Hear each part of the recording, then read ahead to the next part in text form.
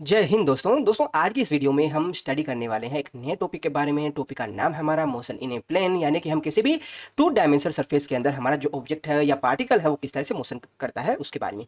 हमारे सिलेबस में दो टॉपिक्स है जो कि हमें स्टडी करना है। सबसे पहले हमें स्टडी करना है प्रोजेक्टाइल मोशन के बारे में। प्रोजेक्टाइल। सेकेंड जो हमें स्टडी करना है वो किसके बारे में है, हमारा सर्कुलर मोशन के बारे में। सर्कुलर मोशन के बारे में। इन दोनों टॉपिक को स्टडी करने से पहले हमें बेसिक जानकारी होनी चाहिए किसके बारे में, हमारा जो कोऑर्डिनेट सिस्टम है उसके बारे में। कोऑर्डिनेट सिस्टम के बारे में। इसके अलावा हमें किसके बारे में जानकारी होनी चाहिए, वेक्टर के बारे में जानकारी होनी। वेक्टर और कोऑर्डिनेट सिस्टम के बारे में स्टडी करने के बाद हम देखेंगे कि जो हमारा टू डायमेंशन मोशन है वो होता क्या है। इसके बाद में हम देखेंगे कि कितने प्रकार से टू डायमेंशन मोशन है वो होता है। तो इसके अंदर हम जो हमारा प्रोजेक्टाइल मोशन है, सर्कुलर मोशन, उसको डीपली स्टडी करेंगे। इसमें हम देखेंगे जो नीट है या फिर हमारा जो आईआईटी है उससे रिलेटेड जो प्रीवियस ईयर में किस तरह के क्वेश्चंस पूछे गए हैं उसके बारे में भी हम डिस्कस करेंगे। तो चलिए शुरू करते हैं। दोस्तों, किसी प्लेन या सरफेस के अंदर जो मोशन है उसको हम टू पार्ट्स में डिवाइड करके उसको स्टडी करेंगे। जो फर्स्ट पार्ट जो हमारा रहेगा वो अपना होगा प्रोजेक्टाइल मोशन। जो सेकंड जो पार्ट रहेगा वो हमारा होगा non projectile motion. Projectile motion में हम क्या देखते थे, हम देखते थे कि किसी भी ऑब्जेक्ट है उसको हम किसी भी एंगल थीटा के साथ, क्षैतिज के साथ कोई भी एंगल थीटा के ऊपर जब हम उसको फेंकते हैं तो वो किसी मैक्सिमम एच ऊंचाई तक जाएगा और उसके बाद अपना वापस धरातल पर आ जाएगा। जैसे कि आपने देखा होगा बचपन के अंदर जब कभी भी आपने फुटबॉल वगैरह खेला होगा तो हम जब पैर से उसको किक लगाते हैं तो किक लगाने के बाद में क्या होता है कि जो बॉल है वो हवा के अंदर जाती है और किसी एक आर दूरी के ऊपर, क्षैतिज के अंदर किसी भी एक आर दूरी पर जाकर वो वापस गिर जाती है। ठीक है। हमारा नॉन प्रोजेक्टाइल मोशन क्या होता है, हमारे जो फुटबॉल के अंदर प्लेयर होते हैं वो ग्राउंड के अंदर इधर उधर दौड़ते रहते हैं, तो उस उनकी जो गतियां हैं वो नॉन प्रोजेक्टाइल मोशन के अंदर आ जाती है। नॉन प्रोजेक्टाइल मोशन का ही एक स्पेशल केस है जिसको हम सर्कुलर मोशन बोलते हैं। सर्कुलर मोशन के अंदर क्या होता है कि मान लीजिए कोई खिलाड़ी है वो किसी भी रेडियस आर के अंदर एक सर्कुलर पाथ के अंदर अगर वो मोशन कर रहा है तो वो क्या आएगा, नॉन प्रोजेक्टाइल मोशन आएगा। इसी प्रकार से आपने जो बचपन के अंदर गाँव के अंदर जब झूले वगैरह झूलते हो तो उसमें जो डोलर झूला होता है उसमें जब आप देखते हो तो आप किसी भी एक सर्कुलर पाथ के अंदर मोशन कर रहे हो तो उसमें क्या है कि एक फिक्स रेडियस होती है, उसमें आप नीचे से ऊपर तक है वो एक सर्कुलर पाथ के अंदर मोशन करते हुए जाते हो। तो वो भी किस में आ जाता है, अपना नॉन प्रोजेक्टाइल मोशन में आता है। तो सबसे पहले थोड़ा सा हम मैथमेटिकल का जो पोर्शन है देख लेते हैं जिसमें हम अपना इसका कोऑर्डिनेट सिस्टम क्या होता है उसके बारे में देख लेते हैं। उसके बाद हम थोड़ा सा उसके वेक्टर फॉर्म के बारे में देख लेते हैं। इसके बाद हम डिटेल के अंदर हम प्रोजेक्टाइल मोशन और सर्कुलर मोशन है उसको स्टडी करने वाले हैं। दोस्तों, हमने अपने लास्ट चैप्टर के अंदर स्टडी किया था वन डायमेंशन मोशन के बारे में और हमने वहां देखा था कि कोई भी एक ऑब्जेक्ट है जिसकी हमें ग्राउंड के रिस्पेक्ट के अंदर, ग्राउंड के रिस्पेक्ट में कोई भी एक स्थिर बिंदु मान लीजिए, उसके रिस्पेक्ट में अगर हमें उसकी पोजीशन बतानी है तो हमें सिर्फ एक कोऑर्डिनेट की आवश्यकता होती थी। ठीक है। चाहे आप किसी भी गेंद को ऊर्ध्वाधर ऊपर की दिशा में फेंक रहे हो या कोई एक कार है वो एक सीधी सड़क के ऊपर जा रही है तो हमें सिर्फ उसके एक कोऑर्डिनेट की आवश्यकता थी उसकी पोजीशन बताने के लिए। इसी प्रकार से अगर हमें उसकी वेलोसिटी के बारे में अगर बताना होता था तो हमें सिर्फ उसकी वेलोसिटी का किसी एक डायरेक्शन में क्या कंपोनेंट है उसके बारे में जानकारी होनी चाहिए थी। जैसे कि मैं एग्जाम्पल देता हूँ कि अगर कोई एक कार है वो एक सीधी रेखा के अंदर जा रही है, एक सीधी रेखा के अंदर जा रही है। ठीक है। तो उसकी पोजीशन है, पोजीशन बताने के लिए हमें सिर्फ एक कोऑर्डिनेट की आवश्यकता थी। पोजीशन आर वेक्टर किसके बराबर होगा, एक्स आई कैप।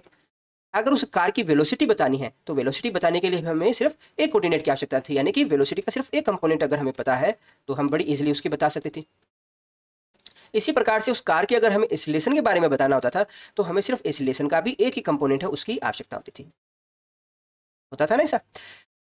दोस्तों, चाहे मोशन वो एक सीधी सड़क के ऊपर हो या सीधी रेखा के ऊपर हो, चाहे हम किसी बॉल को ऊर्ध्वाधर ऊपर की तरफ फेंकें, तो दोनों कंडीशन के अंदर हमारा जो वन डायमेंशन मोशन है उसको डिफाइन करने के लिए हमें सिर्फ एक कोऑर्डिनेट की आवश्यकता होती थी।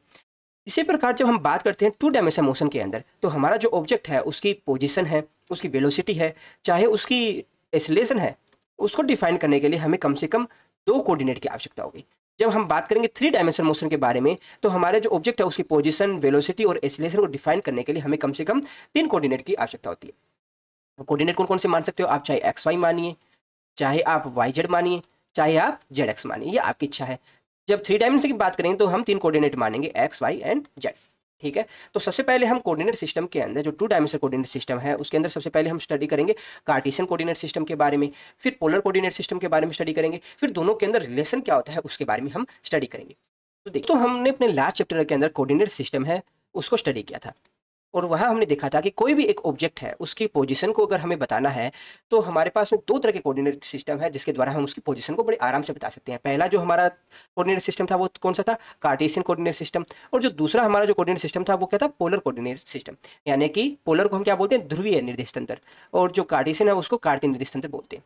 ठीक है, तो सबसे पहले हम कार्तीय निर्देश तंत्र है उसके बारे में हम देख लेते हैं।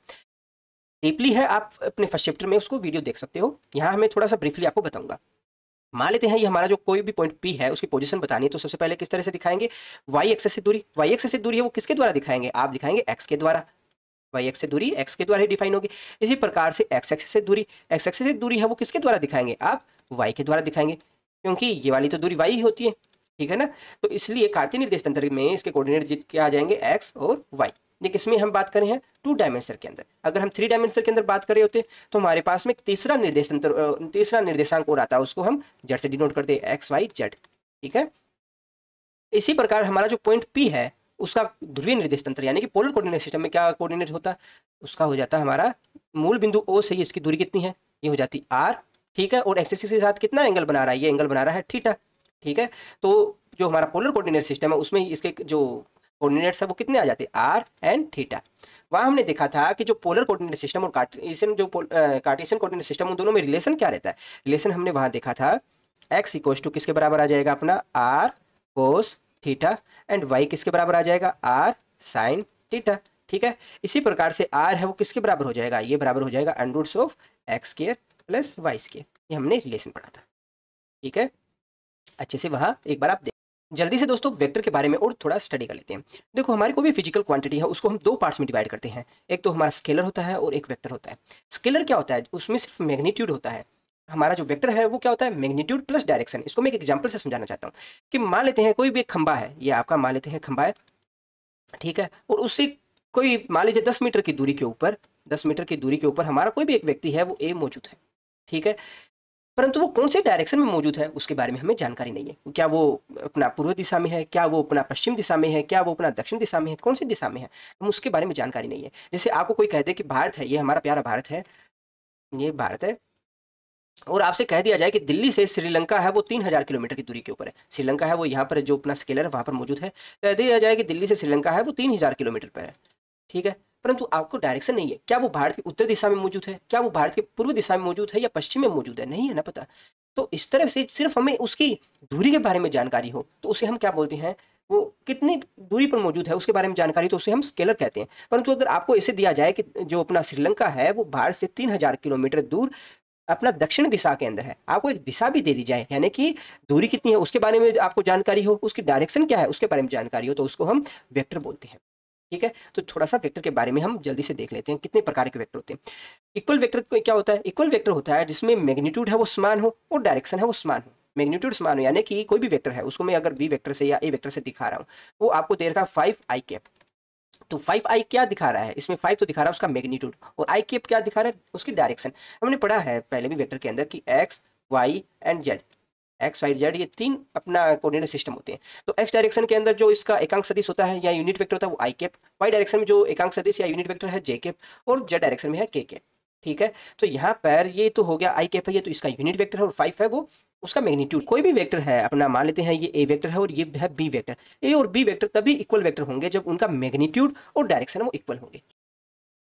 बात करते हैं एन इक्वल वेक्टर के बारे में। तो एन इक्वल वेक्टर है इसको हम 3 पार्ट्स में डिवाइड कर लेते हैं। सबसे पहले है जिसमें उसका मैग्नीट्यूड है वो तो समान हो, यहाँ पर आप देख सकते हो कि एक जो वेक्टर है ए वेक्टर और दूसरा अपना बी वेक्टर। ए और बी वेक्टर है उनका मैग्नीट्यूड यानी कि उनकी जो वेक्टर है वेक्टर की लंबाई तो समान है, परंतु डायरेक्शन है वो अपोजिट है। इसकी डायरेक्शन है वो प्लस एक्स डायरेक्शन है और इसकी डायरेक्शन है वो नेगेटिव एक्स डायरेक्शन है। सेकंड देखते हैं उसमें डायरेक्शन तो समान है, दोनों ही एक्स डायरेक्शन में जा रही है, परंतु दोनों के मैग्नीट्यूड अलग है। मैग्नीट्यूड यानी कि लंबाई अलग अलग है। अगर हम एग्जाम्पल के तौर पर लें, अगर इसकी लंबाई 7 है और इसकी 10 है, मैग्नीट्यूड अलग अलग है। हर तरह का एग्जाम्पल देखें जिसमें क्या है कि उनके मैग्नीट्यूड है वो भी अलग अलग है और डायरेक्शन भी अलग अलग है। इसमें ये जा रहा है प्लस एक्स डायरेक्शन में और ये जा रहा है नेगेटिव एक्स डायरेक्शन में। तो ये तीनों ही तरह की जो कंडीशन है वो क्या आ जाएगी, आपकी अनइक्वल वेक्टर की फॉर्म में आ जाएगी। बात करते हैं पैरेलल वेक्टर के बारे में। तो कोई भी वेक्टर अगर वो एक दूसरे के समानांतर है, कोई भी वेक्टर जिनकी डायरेक्शन है वो समान होनी चाहिए परंतु उनका मैग्नीट्यूड है वो इक्वल हो भी सकता है और नहीं भी हो सकता है, दोनों ही कंडीशन यहाँ पर लागू है, ठीक है। तो इसको मैंने एक एग्जांपल देकर आपको बताने की कोशिश की है कि कोई भी एक वेक्टर है ए वेक्टर और बी वेक्टर जिनके मैग्नीट्यूड है वो डिफरेंट है परंतु डायरेक्शन है वो समान है, तो वो क्या कहलाएंगे, वेक्टर ए और बी वो एक दूसरे के पैरेलल कहलाएंगे यानी कि समानांतर वेक्टर कहलाएंगे। एंटी पैरेलल वेक्टर क्या होता है, एंटी पैरेलल वेक्टर होता है कि जिसमें जो हमारा ए वेक्टर और बी वेक्टर है उनकी डायरेक्शन है वो एक दूसरे के अपोजिट होती है, मैग्नीट्यूड है वो इक्वल हो भी सकता है और नहीं भी हो सकता। एंटी पैरेलल और पैरेलल वेक्टर है, इसको मैं एक एग्जांपल से और समझाना चाहता हूँ आपको। तो देखो, जैसे कि एग्जांपल आपका ले लेते हैं 5i cap 5i cap 5i, और क्या लें अपने, ले लेते हैं 5i 3i 5i 2i। तो ये चारों ऑप्शन है, चारों में से कौन कौन सा पैरेलल वेक्टर है और कौन सा एंटी पैरेलल है। तो देखो, इसमें मैग्नीट्यूड है वो समान है, फर्स्ट में आप देख रहे हो इसमें मैग्नीट्यूड समान है और डायरेक्शन भी इक्वल है, तो ये पैरेलल वेक्टर हो गया। इसमें मैग्नीट्यूड डिफरेंट है परंतु डायरेक्शन समान है, इसलिए ये भी पैरेलल हो गया, ये पैरेलल है, ठीक है दोनों ही। एंटी पैरेलल कौन कौन से हैं, इसमें देखो मैग्नीट्यूड तो इक्वल है परंतु डायरेक्शन है वो अपोजिट है, अपोजिट है ना, तो ये क्या है, एंटी पैरेलल का एग्जाम्पल है। इसमें देखेंगे, इसमें डायरेक्शन है वो समान है, मैग्नीट्यूड है वो भी अलग अलग है, तो इस कारण ये पैरेलल वेक्टर हो गया, ठीक है। तो कोई भी वेक्टर है जिसमें क्या है कि डायरेक्शन है वो इक्वल होगी, वो पैरेलल वेक्टर है, मैग्नीट्यूड है वो अलग। बात करते हैं कोलिनियर वेक्टर के बारे में। तो कोलिनियर वेक्टर के अंदर हमारा क्या होता है कि जो हमारा कोई भी मान लो वेक्टर ए वेक्टर और बी वेक्टर है, वो एक ही लाइन के अंदर होनी चाहिए। तो एक ही लाइन में होंगे तो उनका क्या है कि डायरेक्शन है वो सेम रहेगी, डायरेक्शन सेम रहेगी, मैग्नीट्यूड है वो डिफरेंट हो सकता है, ठीक है। वो एक दूसरे को ओवरलेप भी कर सकते हैं, ओवरलेप नहीं भी कर सकते। जैसे ये फर्स्ट एग्जांपल है, इसमें हमारा जो वेक्टर ए है वो बी वेक्टर के ऊपर चढ़ा हुआ है, जबकि हमारा जो सेकंड है उसमें वो एक ही रेखा के अंदर है परंतु दोनों के अंदर थोड़ा सा गैप है अपना। तो दोनों ही कंडीशन है क्या, कोलिनियर वेक्टर की है। इसमें डायरेक्शन वो सेम रहती है, इसमें ये मान लेते हैं अगर प्लस एक्स डायरेक्शन है तो दोनों ही आई कैप डायरेक्शन में। देखो दोस्तों, आप में से कुछ बच्चों के मन में ये डाउट आ सकता है कि क्या अपना कोलिनियर वेक्टर और पैरेलल वेक्टर एक ही चीज़ है, क्योंकि यहाँ पर डायरेक्शन भी सेम है और एक दूसरे के समानांतर भी है। तो देखो, इनमें एक बेसिक डिफरेंस रहता है। जैसे मैं इसको एक एग्जांपल से समझाता हूँ। मान लेते हैं ये आपके पास वेक्टर ए है, आपका वेक्टर बी वेक्टर है, और इनके समानांतर है वो, ये मान लेते हैं कोई भी एक सी वेक्टर है।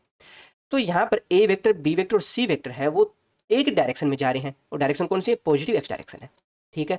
तो यहाँ पर अपना ए वेक्टर और बी वेक्टर है वो तो एक दूसरे के क्या है, कोलिनियर है, क्योंकि एक ही रेखा के अनुदिश जा रहे हैं। जबकि सी वेक्टर है वो क्या है, बी और ए के समानांतर है, तो ये इसके पैरेलल वेक्टर है, ठीक है। तो यहाँ पर ए और बी है, ये तो क्या कोलिनियर है, कोलिनियर है। जबकि आपका ए सी और आपका बी सी ये क्या है, पैरेलल वेक्टर है, ठीक है। इनमें कंफ्यूज नहीं होना आपको।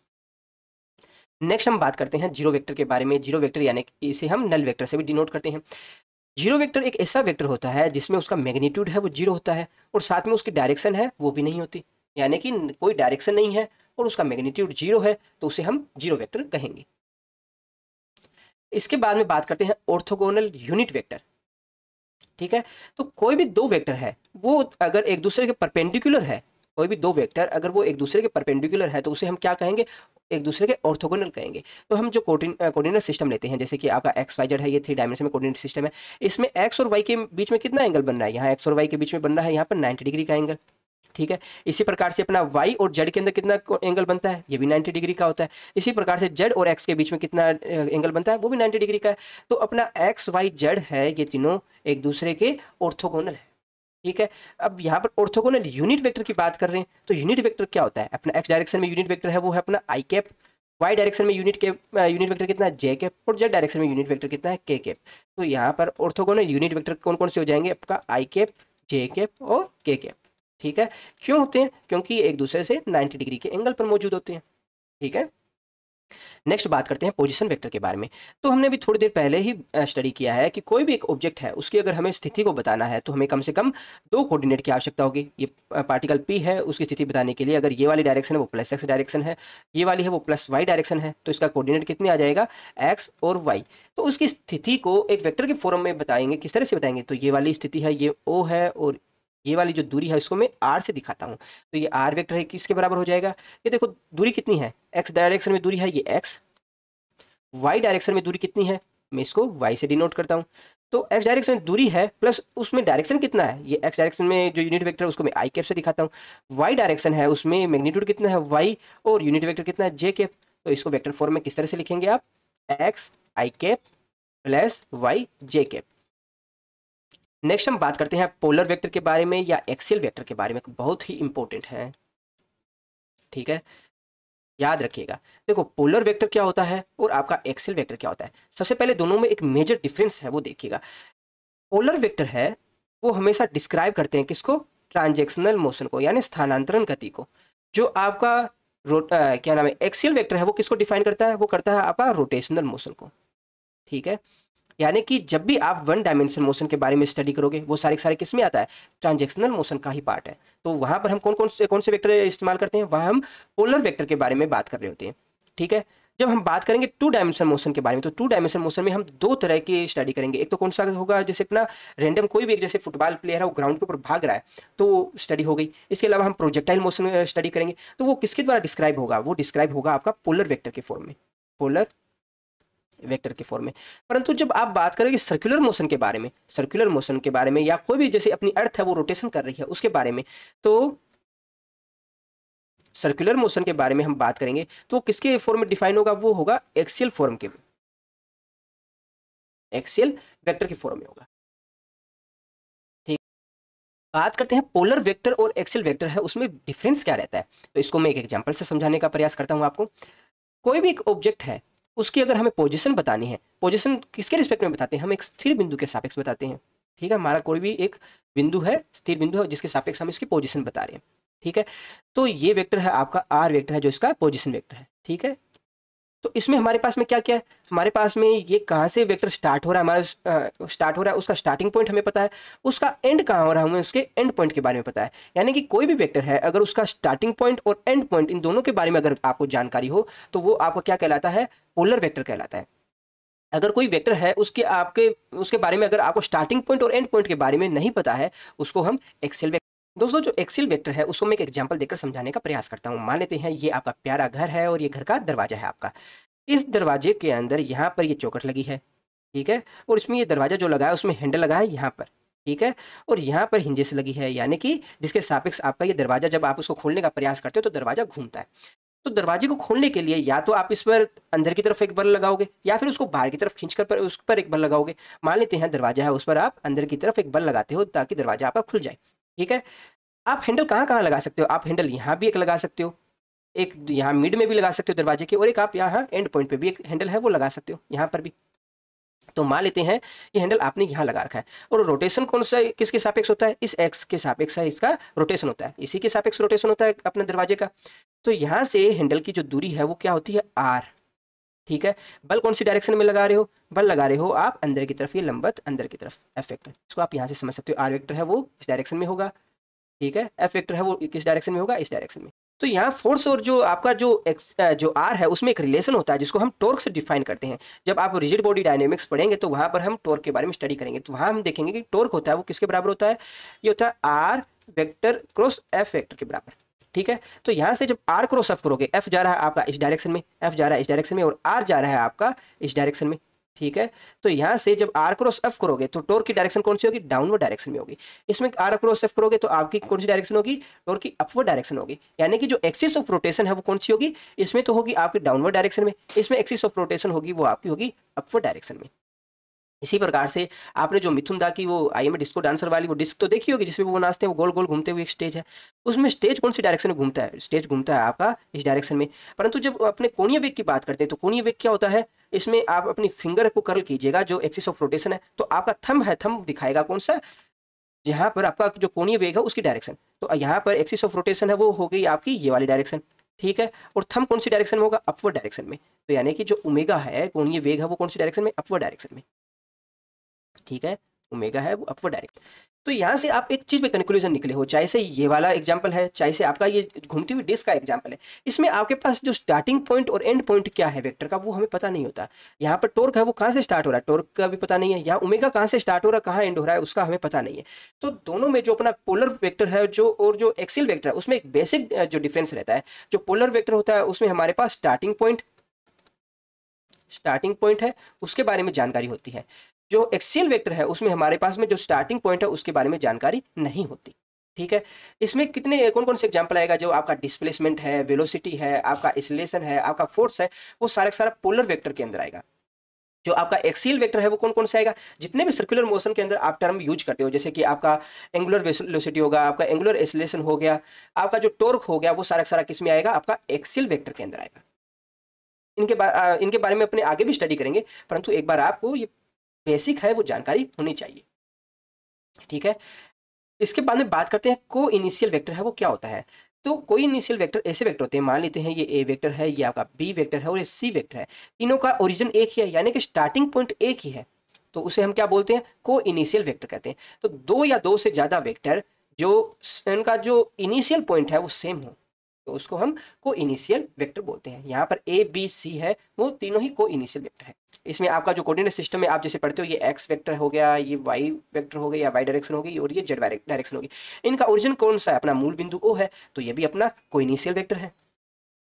ठीक है, अब बात करते हैं को प्लेनर वेक्टर क्या होता है। तो को प्लेनर वेक्टर क्या है कि ऐसे वेक्टर जो एक ही प्लेन में मौजूद होते हैं। तो मान लेते हैं ये आपकी कोई भी एक दरवाजा है, दरवाजा है, दरवाजे के ऊपर आप कितने भी तरह से वेक्टर बना सकते हो, ये आपका ए वेक्टर है, ये आपका बी वेक्टर है, ये आपका सी वेक्टर है, ये आपका डी वेक्टर है, परंतु वो सारे के सारे एक ही समतल के अंदर मौजूद है ना, तो इसलिए सारे के सारे वेक्टर क्या है, आप एक तरह से को प्लेनर है, यानी कि एक ही प्लेन में मौजूद है। तो ये मोटा मोटी कुछ वेक्टर है जिनकी हमने डेफिनेशन देख ली है। अब हम पढ़ते हैं वेक्टर का जो एडिशन लॉ है उसके बारे में, बहुत ही इंपॉर्टेंट है। तो वेक्टर के जो एडिशन है वो हम तीन प्रकार के लॉ हम स्टडी करने वाले हैं। एक तो इसका ट्रायंगुलर लॉ है, एक पेलोग्राम लॉ है, इसका पॉलीगॉन जो लॉ है उसके बारे में हम स्टडी करते हैं। तो सबसे पहले ट्रायंगुलर लॉ क्या है बताता है हमें। तो मान लेते हैं कोई भी वेक्टर है, ये आपका वेक्टर ए वेक्टर है आपका, ये आपका बी वेक्टर है और ये आपका सी वेक्टर है। तो इसमें आप एक चीज देख पा रहे हो कि जो ए वेक्टर है उसकी, देखो कोई भी वेक्टर है इसमें ये आपका जो आगे का सिरा होता है उसको आप बोलते हो हेड, जो पीछे का जो होता है उसको टेल बोलते हो। तो यहाँ पर ए वेक्टर है वो शुरू हो रहा है मूल बिंदु ओ से, तो ये इसका टेल है, ये इसका हेड है। यहाँ पर बी वेक्टर है वो ए के हेड से शुरू हो रहा है और आगे की तरफ जा रहा है यहाँ तक। ठीक है, सी वेक्टर है वो क्या है, ओरिजिन से ही शुरू हो रहा है, इनिशियल पॉइंट से ही शुरू हो रहा है। इसमें ए और बी वेक्टर है वो सेम, यानी कि एक दूसरे से मिलकर चल रहे हैं, यानी कि जहां पर इसका हेड खत्म हो रहा है वहां बी का टेल शुरू हो जाता है। जबकि सी वेक्टर है वो अपोजिट डायरेक्शन में। तो वेक्टर जो वेक्टर का ट्रायंगुलर लॉ है वो हमें क्या बताता है, वो हमें बताता है कि जो सी वेक्टर है वो किसके बराबर होगा, वो अपोजिट डायरेक्शन वाले वेक्टर है उसके सम के बराबर होगा, ए वेक्टर प्लस बी वेक्टर के बराबर। ठीक है, इसी प्रकार से अपना पेलोग्राम जो लॉ है वो किसके बराबर होगा। इसमें मान लेते हैं कोई भी दो वेक्टर है, ए वेक्टर और ये आपका बी वेक्टर और ये आपका सी वेक्टर है, तो इनमें रिलेशन क्या होगा। तो हमने देखिए, एक तो वेक्टर के अंदर एक चीज और आप याद रखिएगा, कोई भी एक वेक्टर है ए वेक्टर, ठीक है, इसको आप समान मैग्नीट्यूड यानी इक्वल मैग्नीट्यूड और सेम डायरेक्शन के दूसरे वेक्टर के साथ रिप्लेस कर सकते हो। ठीक है, तो अगर ये ए वेक्टर है तो ये वाला भी ए वेक्टर होगा, अगर डायरेक्शन सेम हो, मैग्नीट्यूड सेम हो। तो यहाँ पर जो आपका बी वेक्टर है इसकी डायरेक्शन कौन सी है, इस डायरेक्शन में है। ठीक है, मैग्नीट्यूड कितना है, तो उसको हम समांतर चतुर्भुज अपना पेलोग्राम है उसके अंदर इस तरह से शो कर सकते हैं, क्योंकि जो अपना मैग्नीट्यूड भी इक्वल है और डायरेक्शन भी इक्वल है, तो ये भी आपका बी वेक्टर से आप डिनोट कर सकते हो। तो आपका जो सी वेक्टर है वो किसके बराबर होगा, सी वेक्टर बराबर होगा आपका A vector plus B vector के। बात करते हैं polygon law of vector addition के बारे में। तो इसमें क्या आएगा हमारे पास, कोई एक अपने पास में पॉलीगॉन है जिसमें आपके पास में वेक्टर है अलग अलग तरह के। ये आपका मान लेते हैं ए वेक्टर है, ये आपका बी वेक्टर, ये सी वेक्टर, ये डी वेक्टर, ये ई वेक्टर, एफ, ये जी मान लो, कुछ भी मान लो। ठीक है, ये एच वेक्टर है।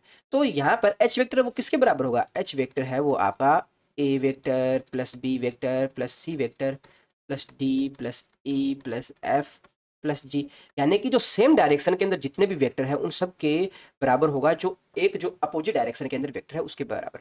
काफ़ी इंपॉर्टेंट है, काफ़ी जगह यूज होगा। ठीक है, इसी प्रकार से ये वाला जो वेक्टर है ये किसके बराबर होगा, ये ए वेक्टर प्लस बी वेक्टर के बराबर होगा।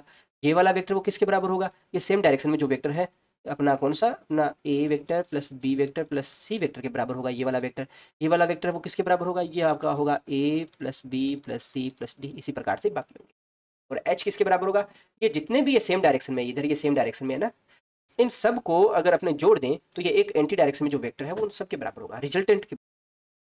अब एक बड़ा ही इंपॉर्टेंट और टॉपिक है जिसको हमें स्टडी करना है कि कोई भी दो वेक्टर है, उन वेक्टर का जो रिजल्टेंट जो वेक्टर है उसका मैग्नीट्यूड क्या है और उसकी डायरेक्शन क्या है, वो किस तरह से कैलकुलेट करते हैं। तो मान लेते हैं कोई भी आपके पास में कोई दो वेक्टर है, पी वेक्टर और क्यू वेक्टर, तो यहाँ से इसका एक रिजल्टेंट वेक्टर आएगा, रिजल्टेंट वेक्टर है जिसको मैं आर वेक्टर से डिनोट करता हूँ। तो उस आर वेक्टर का मैग्नीट्यूड है वो क्या रहने वाला है, और उसकी डायरेक्शन, डायरेक्शन यानी कि ये जो भी आप मान रहे हो, ये एक्स एक्सिस है, एक्स एक्सिस के साथ ये कितना एंगल बनाती है, मान लो ये एल्फा एंगल बनाती है, तो वो एल्फा एंगल है वो किसके बराबर होगा, इस तरह से कैलकुलेट करोगे मैग्नीट्यूड और डायरेक्शन। दोस्तों इसको सोल्व करने के लिए थोड़ा सा हमें मैथमेटिकल कैलकुलेशन उसको करना पड़ेगा। हमने भी देखा है कि कोई भी एक वेक्टर है उसको हम समानांतर उसके पैरेलल कोई भी एक वेक्टर है उसे रिप्लेस कर सकते हैं, उनकी डायरेक्शन इक्वल होनी चाहिए और मैग्नीट्यूड इक्वल होना चाहिए। तो यहाँ से आपका क्यू वेक्टर है उसको हम उसके पैरेलल एक दूसरे वेक्टर से रिप्लेस करेंगे जिसकी डायरेक्शन है वो इक्वल हो और उसका मैग्नीट्यूड है वो इक्वल हो। तो यहाँ पर आपका जो रिजल्टेंट जो आर वेक्टर है वो किसके बराबर होगा, ये रिजल्टेंट जो आर वेक्टर है आपका ये इसके बराबर हो जाएगा, ये आर वेक्टर। तो ये अपना ओवरऑल क्या जाएगा, जो ऊपर वाला डायग्राम है उसको हम कुछ इस फॉर्म में रख सकते हैं।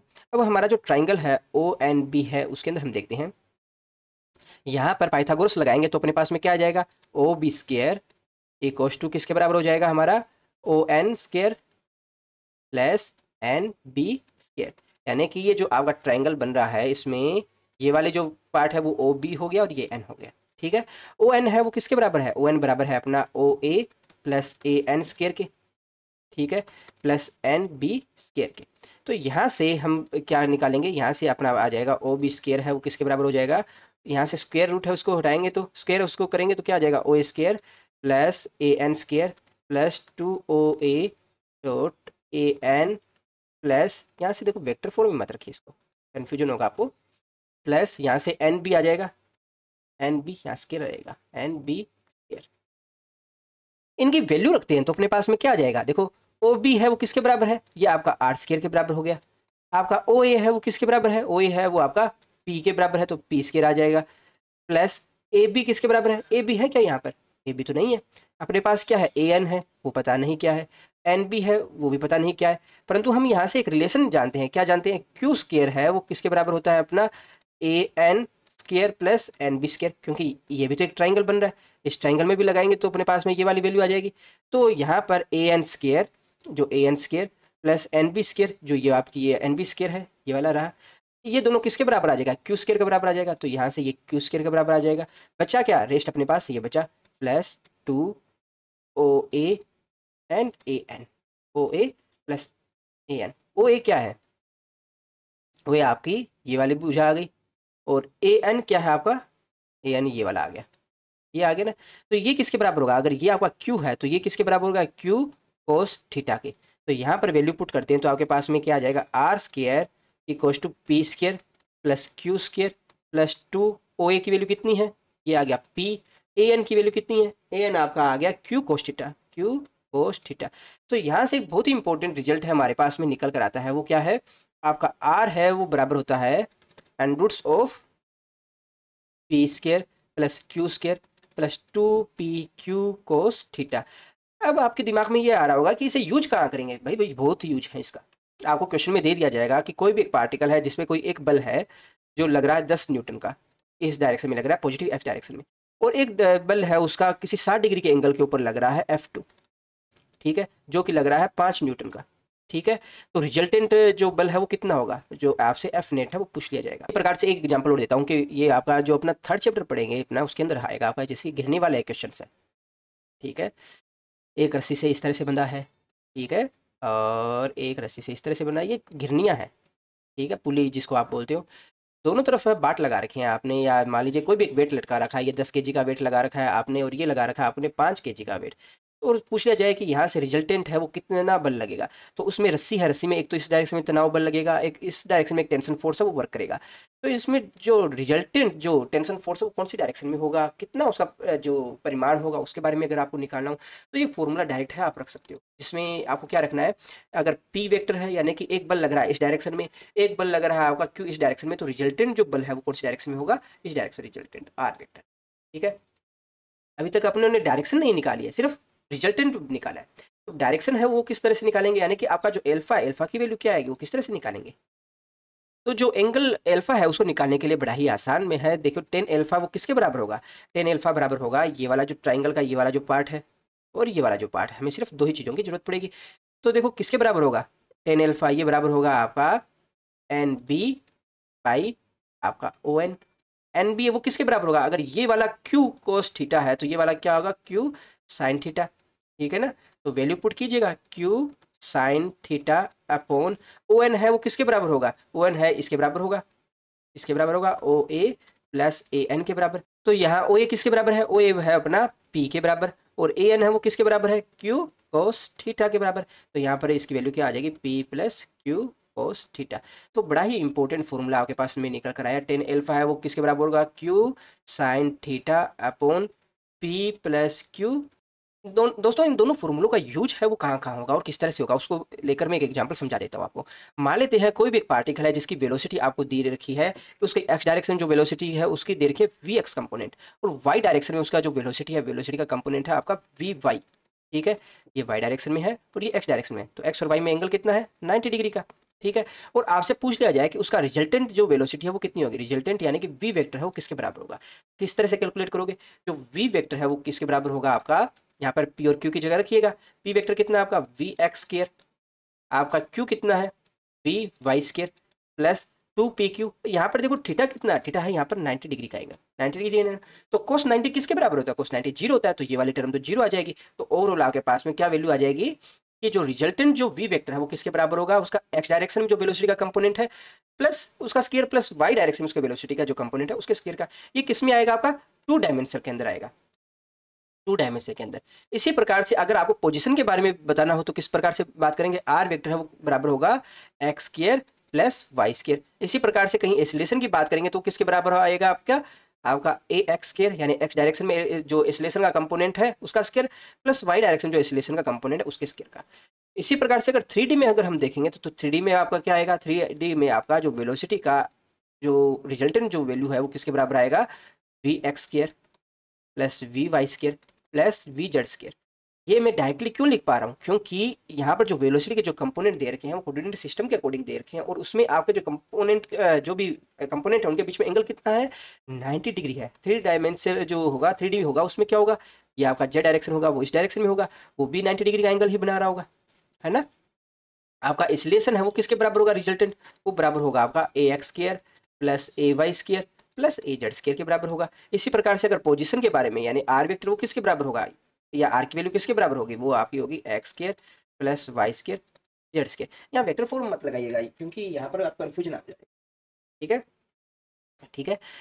इसके अलावा आपको वेक्टर फॉर्म में किस तरह से दिखाओगे 3 डायमेंशन के अंदर, जो आर वेक्टर है वो आपका आ जाएगा x I cap plus Y J cap और जेड के कैप। इसका फर्स्ट टाइम जब आप डिफरेंशिएट करेंगे तो ये आपका वेलोसिटी आएगा, सेकंड टाइम आप जब डिफरेंशिएट करेंगे तो आपका एक्सेलरेशन आ जाएगा, वी वेक्टर है वो आ जाएगा आपका V X I cap plus V Y J cap and V Z K cap, and आपका एक्सेलरेशन है वो किसके बराबर हो जाएगा, A X I cap A Y J cap and A Z K cap. ठीक है, अब एक दो और इंपॉर्टेंट चीजें हैं उसके बारे में भी मैं आपको बता देता हूं। दोस्तों किसी भी वेक्टर को आपस में ऐड कैसे करना है वो हम सीख चुके हैं, अभी भी एक इंपॉर्टेंट चीज है जो हमें आनी चाहिए, वो है वेक्टर को आपस में हम मल्टीप्लाई कैसे करते हैं। तो मान लेते हैं कोई भी दो वेक्टर है ए और बी वेक्टर जो कि एक दूसरे से थीटा एंगल पर मौजूद है, तो उनको हम दो तरह से मल्टीप्लाई कर सकते हैं। पहला जो तरीका होता है वो कौन सा होता है, स्केलर। कोई भी दो वेक्टर है उनका स्केलर जो मल्टीप्लीकेशन होता है, और दूसरा होता है वेक्टर मल्टीप्लीकेशन। दोस्तों इसको आप दो पार्ट में हम डिवाइड करते हैं। सबसे पहला क्या रहता है, हमारा स्केलर प्रोडक्ट रहता है जिसको हम डॉट प्रोडक्ट भी बोलते हैं। सेकंड है हमारा वेक्टर प्रोडक्ट या फिर क्रॉस प्रोडक्ट। इसको आप स्केलर क्यों बोलते हैं, स्केलर हम इसलिए बोलते हैं क्योंकि इसमें जब भी हम कोई भी दो वेक्टर को आपस में मल्टीप्लाई करते हैं तो जो रिजल्टेंट आता है वो आपके पास में एक स्केलर क्वांटिटी होता है, यानी कि दिश राशि होता है। सेकंड को हम वेक्टर क्वांटिटी इसलिए बोलते हैं क्योंकि जब मल्टीप्लाई करने के बाद जो आपका रिजल्टेंट आता है वो आपका एक वेक्टर क्वांटिटी होता है। तो जो स्केलर प्रोडक्ट है उसको हम किस तरह से डिनोट करते हैं, डॉट प्रोडक्ट से। तो ए वेक्टर डॉट बी वेक्टर ये किसके बराबर होगा, आपका ए बी कोस थीटा, क्योंकि ये ए बी कोस थीटा ये एक स्केलर क्वांटिटी है, इसी वजह से इसे हम स्केलर प्रोडक्ट बोलते हैं। ये सेकंड है, इसमें हम बोलते हैं इसको वेक्टर प्रोडक्ट, क्यों, क्योंकि अपना मल्टीप्लाई करने के बाद जो रिजल्टेंट आएगा वो आपका एक वेक्टर क्वांटिटी है ए बी साइन थीटा, और ये साथ में क्या आएगा, एक यूनिट वेक्टर आएगा एन कैप, जिसकी डायरेक्शन कौन सी होगी, यहाँ पर आप ए क्रॉस बी करोगे तो आपको क्या है, अपना जो यहाँ पर हैंड रखना है, आपको अपना हाथ यहाँ रखना है, और हाथ की जो फिंगर है, फिंगर को ए से बी की तरफ जब आप रोटेट करोगे तो आपका जो थंब है, थंब की डायरेक्शन वो कौन सा दिखाएगा, थंब की डायरेक्शन दिखाएगा आपका जो ए क्रॉस बी का जो रिजल्टेंट है वो दिखाएगा। ये आपका थंब है, ये थंब है, और ये कर्ल आपकी जो फिंगर्स है, फिंगर को जब आप कर्ल करोगे तो ये आपका ए क्रॉस बी का रिजल्टेंट दिखाएगा, और ये कौन सी डायरेक्शन है, ये मान लेते हैं एन। देखिए इनका रिजल्टेंट वेक्टर है वो किस तरह से कैलकुलेट करना है, इसको मैं एक एग्जांपल से समझा देता हूँ। ये अपना कोऑर्डिनेट सिस्टम है, ये आपका एक्स डायरेक्शन हो गया, ये आपका वाई डायरेक्शन हो गया, और ये आपका जेड डायरेक्शन हो गया। ठीक है, एक्स डायरेक्शन में जो आपका यूनिट वेक्टर है उसको आप आई कैप से डिनोट करते हो, वाई डायरेक्शन में यूनिट के वेक्टर है उसको जे कैप से, और जेड डायरेक्शन में यूनिट वेक्टर है के कैप से।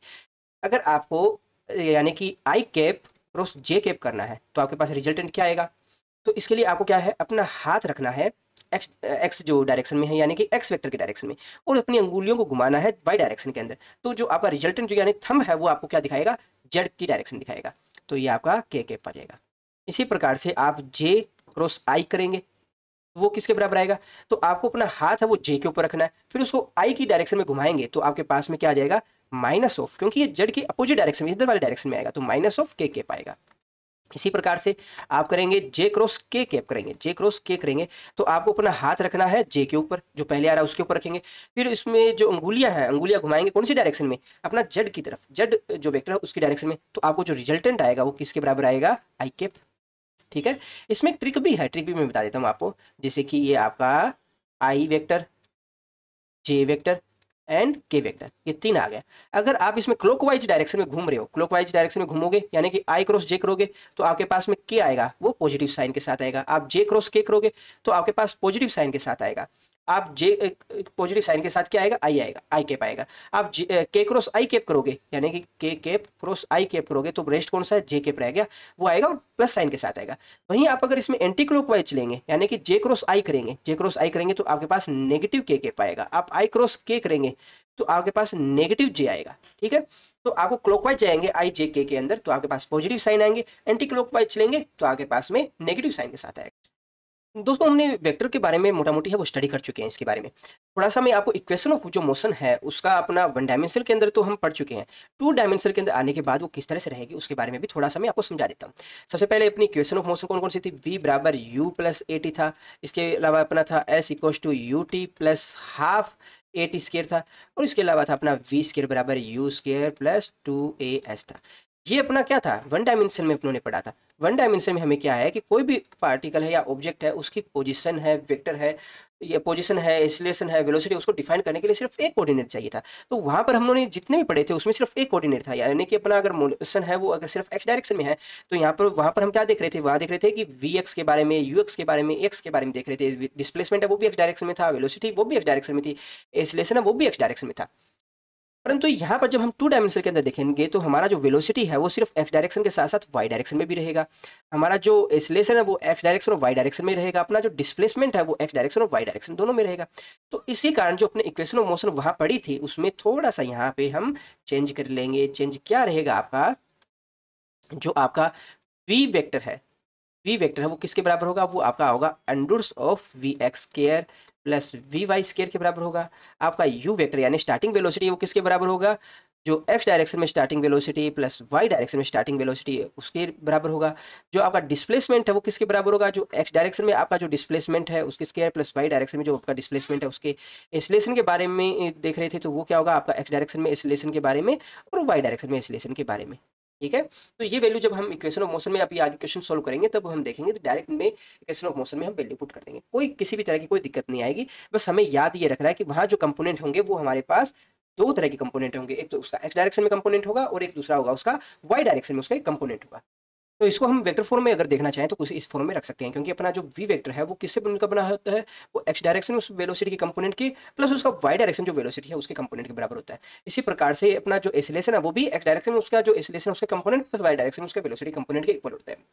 डिस्प्लेसमेंट भी उसी तरह से दो कंपोनेंट अपने पास में आएंगे। तो इन इक्वेशन ऑफ मोशन है उसको हम डायरेक्टली यूज करेंगे, सिर्फ हमें वेक्टर फॉर्म के अंदर हमें नॉलेज होनी चाहिए कि किस तरह से हमें इक्वेशन ऑफ मोशन है उसको टू डायमेंशन में यूज करना है। अगर यही टू डायमेंशन की जगह अगर थ्री डायमेंशन होता तो यहाँ पर अपना डिस्प्लेसमेंट है वो किसके बराबर आ जाता, डिस्प्लेसमेंट है उसका एक्स डायरेक्शन में डिस्प्लेसमेंट प्लस उसका वाई डायरेक्शन में डिस्प्लेसमेंट प्लस उसका जेड डायरेक्शन में डिस्प्लेसमेंट उसके इक्वल हो जाता।